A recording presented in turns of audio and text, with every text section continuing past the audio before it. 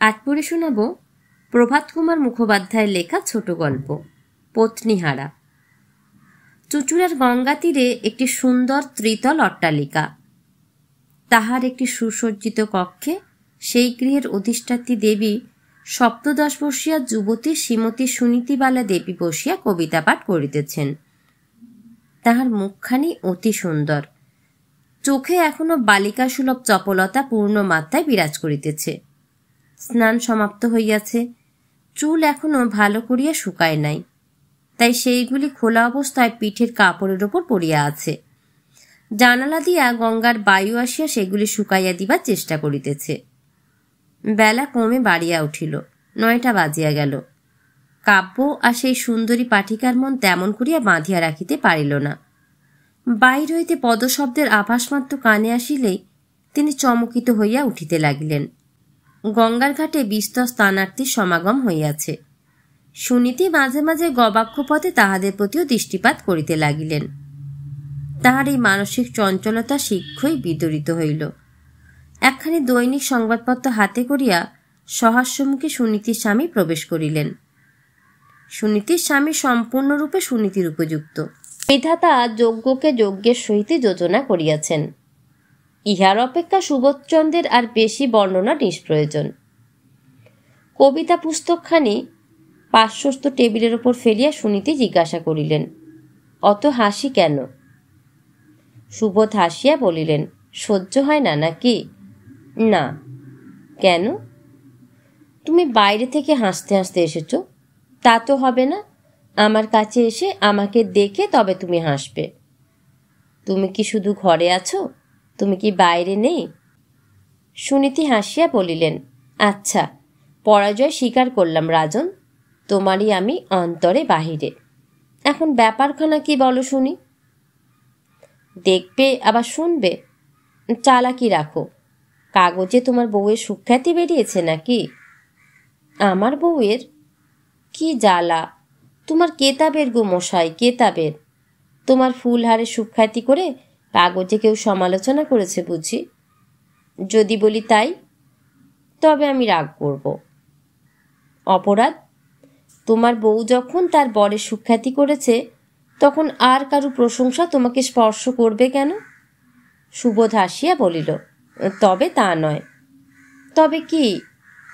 আন্দাজ করো। সুনীতি তাহার সেই হাসিমাখা চক্ষু দুটি উল্টাইয়া 3বার ঢোক গিলিয়া শেষকালে বলিল, বুঝেছি। কি বলো দেখি। দুষ্টামির হাসি হাসিয়া সুনীতি বলিল, বলবো কেন? সুবোধ বলিল, না, তোমায় বলিতেই হইবে। সুনীতি চক্ষু ঘুরাইয়া বলিল, ইস, হুকুম নাকি? নয়তো কি? বটে। জানো না আমি রানী, তুমি মোর প্রজা? তবে তোমার সখীদের ডাকো, আমায় ফুল পাশে বেঁধে ফেলু, দুটো গান শুনে নি বলিয়া সুবোধ সুর করিয়া গান আরম্ভ করিল। যদি আসে তবে কেন যেতে চায়। সুনীতি রাগ করিয়া বলিল, রঙ্গ রাখো, কি হয়েছে বলো। তুমি কি আন্দাজ করেছ সেইটা আগে বলো। সে আমি বলবো না, তুমি বলো চাই নাই বলো। সুবোধ বলিল, না, সে আমি শুনব না, তোমায় বলতেই হবে। সুনীতি মুখখানি গম্ভীর করিয়া বলিল, না, যদি না মেলে তুমি ভারী হাসবে। হাসলামই বা, আমি যে ভারী অপ্রবৃত হয়ে যাব। হলেই বা, আমার চক্ষু যে ছলছল করবে। তোমার চোখে একটি ওষুধ দিয়ে ছলছল ভাব ভালো করে দেব। এই বলিয়া সুবোধ স্নেহভরে প্রিয়তমার চক্ষু দুটিতে 2টি চুম্বন মুদ্রিত করিল। সুনীতি বলিল, এ কি, রোগ না হতেই ওষুধ? সুবোধ হাসিয়া উত্তর করিল, prevention is better than cure. Suniti অল্প ইংরাজি জানিত। সুনীতি বলিল, ধন্যবাদ ডাক্তার মশাই। শুধু ধন্যবাদে ডাক্তার সন্তুষ্ট হয় না, ভিজিট চাই। বলিয়া ডাক্তার মহাশয় রোগিণীর ওষ্ঠাধর হইতে ভিজিট আদায় করিয়া লইলেন। তখন সুবোধ সুনীতির স্কন্ধে হস্তযুগল অর্পণ করিয়া বলিল, আন্দাজটা তুমি কি করেছ বলো সত্যি, আমার ভারী কৌতূহল হচ্ছে। সুনীতি বলিল, বিলক্ষণ। নিজের কথা যা বলবার আছে তা বলবেন না, আমায় খালি খালি জেরা করিবেন। ভারী মজার লোক তো, তুমি বলো আর না বলো, আমি সে কথা বলছি নে। সুবোধের কৌতূহল উত্তরোত্তর বৃদ্ধি করিতে সুনীতি সম্পূর্ণ কৃতকার্য হইল। শেষে সুবোধ বলিল, আচ্ছা আমি আগে বলি, কিন্তু তুমি বলবে বলো। বলবো। আমার শুনে শুনে যদি বলো যে আমিও তাই মনে করেছিলাম। আচ্ছা, আমি কাগজে লিখে রাখি, বলা হলে তুমি খুলে দেখো।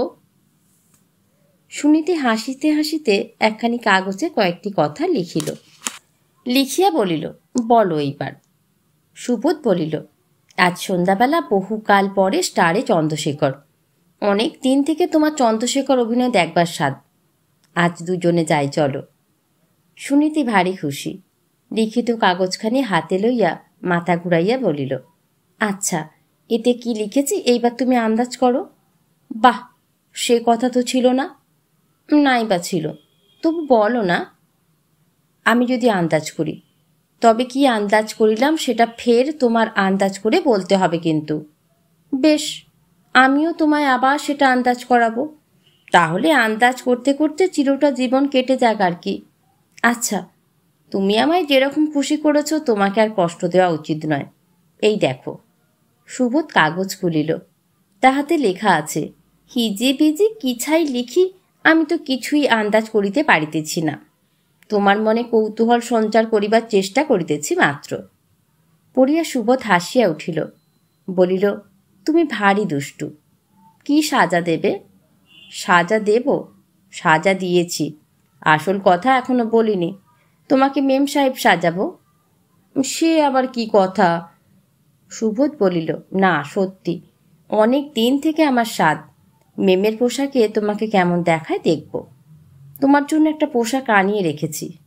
থিয়েটারে যাব, দুজনে আলাদা বসে দেখলে কি সুখ হয়? বক্স রিজার্ভ করে দুজনে একত্র বসতে হবে। পোড়া বাঙালির পরিচ্ছদে সে তো হবার জন্যেই দুজনে সাহেব মেম সেজে যাই চলো। সুনীতি বলিল, আহা সর্বনাশ, সে আমি পারবো না। হাজার লোকের সম্মুখে কি আমি বেরোতে পারি? ছদ্মবেশে আর লজ্জা কি? যে তোমাকে দেখবে সে তো আর তোমাকে তুমি বলে চিনতে পারবে না। তোমাকে সকলে খাঁটি বিলিতি মেম মনে করবে। আমাকে বরং ট্যাঁস ফিরিঙ্গির মতো দেখাবে। সাহেবরা হিংসেতে ফেটে মরবে আর ভাববে বিধাতা বানর গলে দিল মতির হার। সুনীতি বলিল, যাও যাও, ভারী ঠাট্টা শিখেছ। তোমার আর পাগলামি করতে হবে না, সেসব হবে টবে না। অনেক মিনতি, অনেক সাদাসাদি, অনেক মান অভিমানের পর সুনীতি বলিল, আচ্ছা ঘরে পড়ে দেখি কেমন দেখায়, তারপরে বলবো। আহারাদির পর সুবোধ দুইটা তোরঙ্গ শয়নকক্ষে আনাইয়া লইল। সেই দুইটার ভিতর সুনীতি সুবোধের 2 সুট সাহেবী পরিচ্ছদ। সুনীতি বলিল, তুমি আগে সাহেব সাজো। সুবোধ বলিল, আমার সাহেবী বেশ তুমি কখনো দেখোনি নাকি? সুনীতি বলিল, না, তবু সাজো, দেখে আমার ভরসা হোক। সুবোধ সাহেব সাজিল। এইবার সুনীতির পালা। সুনীতি অনেক মেম দেখিয়াছিল বটে, এবং মেম শিক্ষয়িত্রীর কাছে কিছুদিন লেখাপড়াও শিখিয়াছিল, কিন্তু কোথায় কি পড়িতে হয় তা অত লক্ষ্য করে নাই। যা হোক, তথাপি পাশের ঘরে গিয়া আন্দাজে একরকম করিয়া পড়িয়া আসিল। যাহা কিছু ভুলচুক ছিল সুবোধও আন্দাজে সংশোধন করিয়া দিল। সুনীতির শয্যা সম্পূর্ণ হইলে সুবোধ সসম্ভ্রমে তাহাকে বলিল, গুড মর্নিং মেম সাহেব। সুনীতি হাসিয়া আকুল। সেও বলিল, গুড মর্নিং সাহেব। তাহার পর দুজনে দর্পণের সম্মুখে গিয়া দাঁড়াইল। সোনার হলকরা ফ্রেম আটা প্রশস্ত মুকুর ভিত্তিঘাতে লম্বিত ছিল। তাহাতে সুনীতির প্রতিবিম্ব দেখিয়া সুবোধ হা হা করিয়া হাসিয়া উঠিল। সুনীতিও হিহি করিয়া তাহার সহিত যোগ দিল। মানুষকে যেমন ভূতে পায়, আজ সকালে তেমনি এই দুটা প্রাণীকে যেন হাসিতে পাইয়াছে। সুনীতি হাসিয়া হাসিয়া বলিল, এ বেশি আমি বাইরে যেতে পারবো না, তুমি যাই বলো। ছি চাকরেরাই বা কি মনে করবে? সুবোধ বলিল, এক কাজ করা যাবে, বাড়ি থেকে শাড়ি পরে বেরোবে, ট্রেনে পোশাক বদলে নিলেই হবে। একটা কামরা রিজার্ভ করে নেব এখন। সুনীতি বলিল, সে পরামর্শ মন্দ নয়, কিন্তু আমার ভারী লজ্জা করছে। কাজ নেই আমার থিয়েটারে গিয়ে, যেমন আছি তেমনি থাকি। সুবোধ স্থির চিবুক ধরিয়া আদর করিয়া বলিল, আমার এতদিনের স্বাদ তুমি পূর্ণ করবে না? 2 ঘণ্টা পরে হুগলি স্টেশনে আসিয়া সুনীতি ও সুবোধ রিজার্ভ করা সেকেন্ড ক্লাস কক্ষে আরোহণ করিল। গাড়ি ছাড়িয়া দিল। সুবোধ গৃহ হইতেই সাহেবী পোশাক পরিয়া আসিয়াছিল। গাড়ি ছাড়িবা মাত্র সে সুনীতিকে স্বহস্তে বিবি সাজাইয়া দিল। কেবল জুতার লেশ সুনীতি নিজে বাঁধিল। সুবোধকে কিছুতেই বাঁধিতে দিল না। সুনীতির শাড়ি ও বাহুল্য অলঙ্কারাদি তোরঙ্গে বন্ধ রাখিল। সেখানে প্যাসেঞ্জার গাড়ি প্রত্যেক স্টেশনে থামিয়া থামিয়া চলিতেছে। গাড়ি ছাড়িয়া দিলে সুনীতি স্বামীর পার্শ্বে বসিয়া বাহিরের দৃশ্য অবলোকন করে। স্টেশনের নিকটবর্তী হইলেই পালাইয়া ও কোণে গিয়া বসে। সুবোধ কিছুতেই তাহাকে ধরিয়া রাখিতে পারে না। গাড়ির ছাদে যেখানে লণ্ঠনের গহ্বর, সেখানে চারিপাশে চারখানা আরশির টুকরো আঁটা আছে। সেই আরশিতে সুনীতি নিজের প্রতিবিম্ব দেখে আর সুবোধের পানে চাহিয়া ফিকফিক করিয়া হাসে। একবার বলে, খুব সংসার চালে যা হোক, মা গো, এত তোমার আসে। যখন হাওড়ায় গাড়ি আসিয়া থামিল, তখন ঠিক সন্ধ্যা হইয়াছে। আধ ঘন্টার মধ্যে থিয়েটার আরম্ভ হইবে। সুবোধ সুনীতির হাত ধরিয়া চলিল। একটা কুলি তোরঙ্গটা মাথায় লইয়া অগ্রসর হইল। সুবোধ সুনীতির পানে চায়ে আর হাসে। সুনীতির কপালে ঘর্ম ও মুখ লাল হইয়া উঠিয়াছে। ছেলেবেলায় সে কখনো জুতো পায়ে দিয়াছিল? জুতো পায়ে দিয়া চলিতে পারিবে কেন? 2 পা 3 পা চলিয়াই হোঁচট খাইয়া পরিবার উপক্রম করিতেছে। সুবোধ গাড়ি ভাড়া করিল। গাড়োয়ান জিজ্ঞাসা করিল, কোথায় যাইতে হইবে? সুবোধ বলিল, স্টার থিয়েটার, হাতিবাগান। সুনীতিকে গাড়িতে তুলিয়া দিয়া সুবোধ বাহিরে দাঁড়াইয়াই তাহাকে বলিল, তোরঙ্গটা সঙ্গে নিয়ে আর কি হবে? থিয়েটারের বাইরে গাড়িতে পড়ে থাকবে। যদি কেউ উঠিয়ে নিয়ে যায় কিংবা গাড়োয়ানটাও তো চম্পট দিতে পারে। ভিতরে ঢের জিনিস রয়েছে, স্টেশন মাস্টারের জিম্মায় রেখে আসি। সুনীতি সম্মতিসূচক ঘাড় নাড়িল। সুবোধ কুলিটাকে লইয়া প্রস্থান করিল। সুবোধকে চলিয়া যাইতে দেখিয়া গাড়োয়ান হাঁকিয়া জিজ্ঞাসা করিল, কাহা জানে হোগা হুজুর? সুবোধ মুখ ফিরাইয়া বলিল, হাতিবাগান স্টার থিয়েটার। সুবোধ গিয়া স্টেশন মাস্টারের সন্ধান করিল। স্টেশন মাস্টার নাই। কিয়ৎক্ষণ অপেক্ষা করিতেই স্টেশন মাস্টার আসিল। সে বলিল, প্যাসেঞ্জারগণের জিনিসপত্র আমি রাখি না, হেড পার্সেল ক্লার্কের কাছে যান, 4 আনা ফি লাগিবে, রসিদ পাইবেন। সুতরাং সুবোধ হেড পার্সেল ক্লার্কের সন্ধানে চলিল। অনেক কষ্টে তবে তাহাকে আবিষ্কার করিতে সমর্থ হইল। তিনি একটি বাঙালি বাবু। চক্ষু দেখিলে মনে হয় বিলক্ষণ আহিফেন সেবন করার অভ্যাস আছে। অত্যন্ত ধীরভাবে সে ব্যক্তি সুবোধের প্রস্তাব শ্রবণ করিল। শেষে বলিল, 4 আনা লাগিবে, এই বলিয়া রসিদের বহি বাইর করিল। পেন্সিলটা খুঁজিতে কিয়ৎক্ষণ গেল। পেন্সিল যদি মিলিল, তবে কার্বন কাগজ আর পাওয়া যায় না। এ দেরাজ সে দেরাজ, এ আলমারি সে আলমারি, বহু অনুসন্ধানেও যখন কালা কাগজ পাওয়া গেল না, তখন সুবোধ বলিল, মহাশয়, আমার সময় নাই, না হয় হাতেই লিখিয়া দেন না। সুবোধের অঙ্গে ইংরেজ বেশ ছিল, সুতরাং অনুরোধটা উপেক্ষিত হইল না। রসিদ লইয়া কুলিকে বিদায় দিয়া সুবোধ তাড়াতাড়ি গাড়ির কাছে ছুটিয়া গেল। গিয়া দেখিল যেখানে সুনীতির গাড়ি ছিল সেখানে নাই। মুহূর্তের মধ্যে পৃথিবীখানা বিদ্যুৎ মণ্ডিত বলিয়া মনে হইল। কিন্তু সুবোধ তৎক্ষণাৎ আত্মসম্বরণ করিয়া ভাবিল, এইখানে কোথাও নিশ্চয়ই সরিয়া গিয়া দাঁড়াইয়াছে। স্টেশনের অঙ্গনে তখনও বহু সংখ্যক গাড়ি দণ্ডায়মান। সুবোধ প্রত্যেক গাড়ির কাছে গিয়া উঁকি মারিয়া দেখিতে লাগিল। সেই গাড়ির নম্বরটা কেন দেখিয়া রাখে নাই, কেন এমন মূর্খতা করিল, এই ভাবিয়া নিজ বুদ্ধিকে অত্যন্ত ধিক্কার দিতে লাগিল। কিন্তু অনুশোচনার সময় নাই। ক্রমেই অন্ধকার বাড়িতেছে। একে একে গাড়িগুলিও বাহির হইয়া যাইতেছে। সহসা একটা কথা সুবোধের মনে হইল। যখন গাড়োয়ান জিজ্ঞাসা করিয়াছিল কোথায় যাইতে হইবে, তখন সে বলিয়াছিল স্টার থিয়েটারে।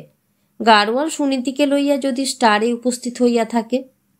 এই কথাটা মনে হইবা মাত্র সুবোধ একখানা গাড়ি ভাড়া করিয়া স্টার থিয়েটারে ছুটিল। গাড়িতে বসিয়া ভাবিতে লাগিল, নিশ্চয়ই তাহাই হইয়াছে। সে যখন কুলি সঙ্গে করিয়া স্টেশন মাস্টারের নিকট বাক্স রাখিতে গেল, তখন তো গাড়োয়ানকে অপেক্ষা করিতে বলিয়া যায় নাই। মেম সাহেবরা একাকীও ভ্রমণ করিয়া থাকেন। গাড়োয়ান কোনো সংশয় না করিয়া আপন মনে হাঁকাইয়া গিয়াছে আর কি। সুনীতি কি আর মুখ বাড়াইয়া চিৎকার করিয়া তাহাকে নিষেধ করিতে পারিয়াছে?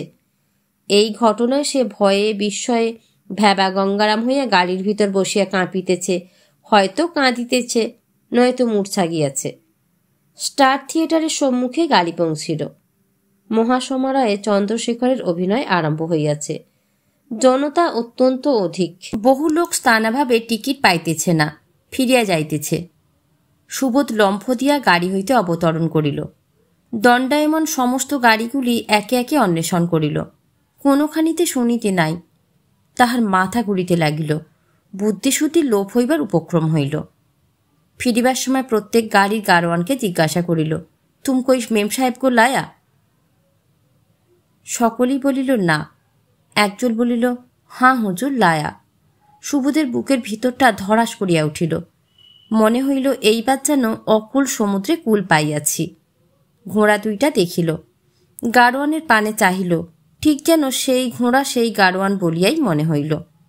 এক মুহূর্তের মধ্যে সমস্ত ঘটিয়া গেল।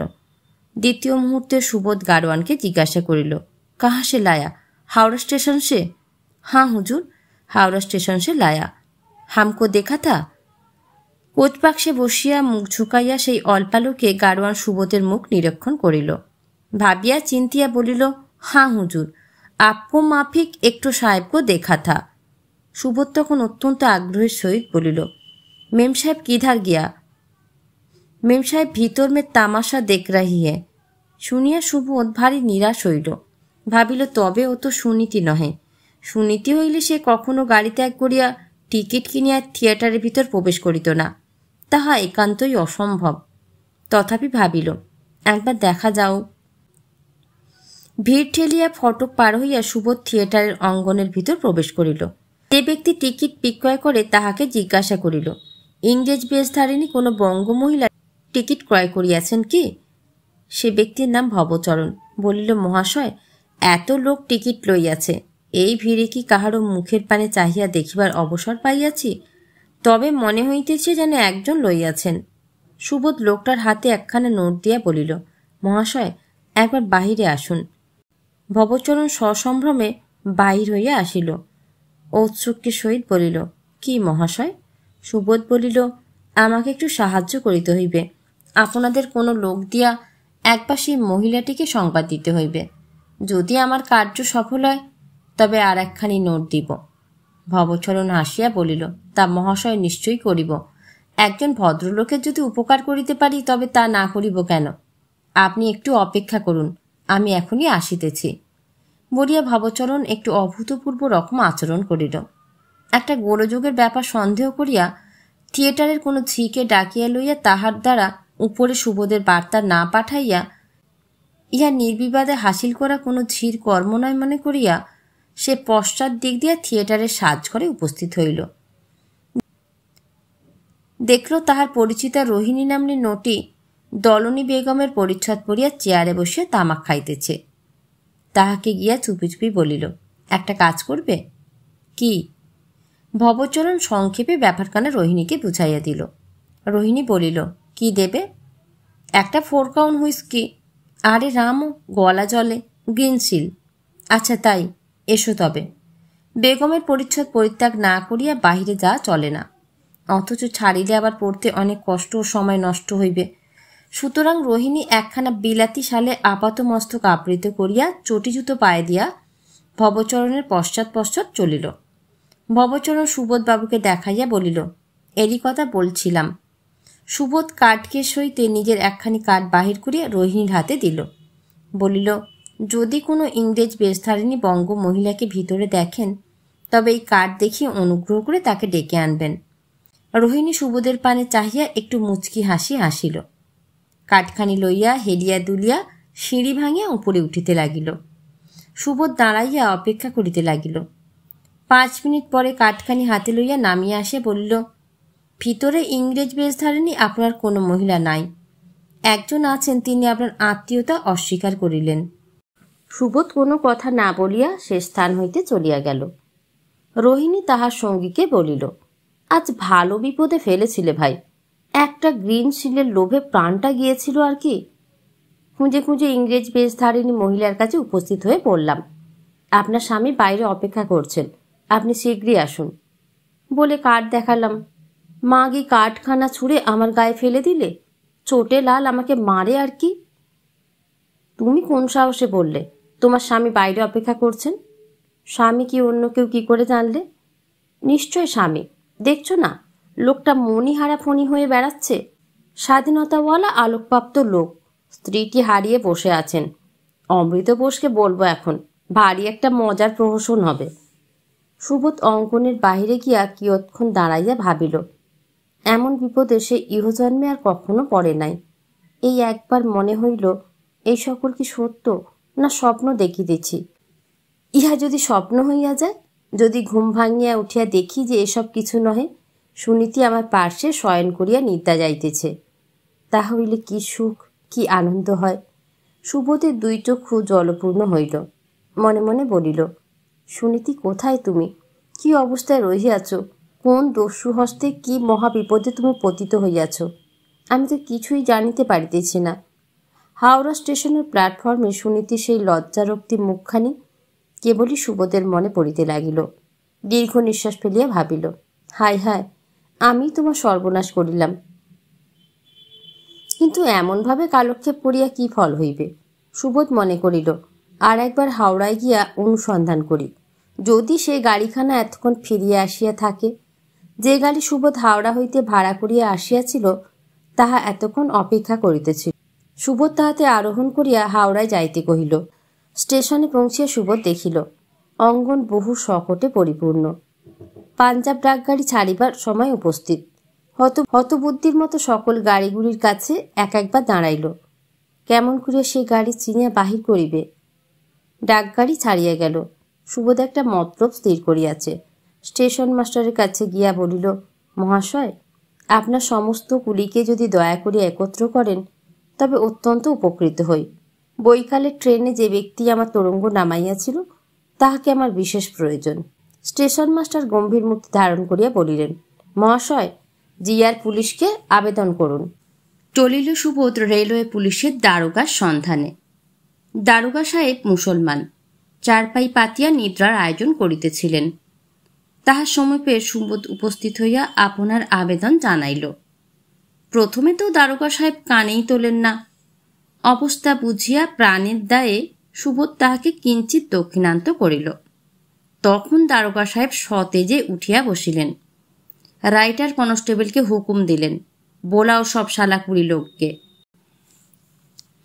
পুলিশের হাঁক ডাকে স্টেশন প্রকম্পিত হইয়া উঠিল। দলে দলে বহু কুলি আসিয়া সুবোধের সম্মুখে দাঁড়াইল।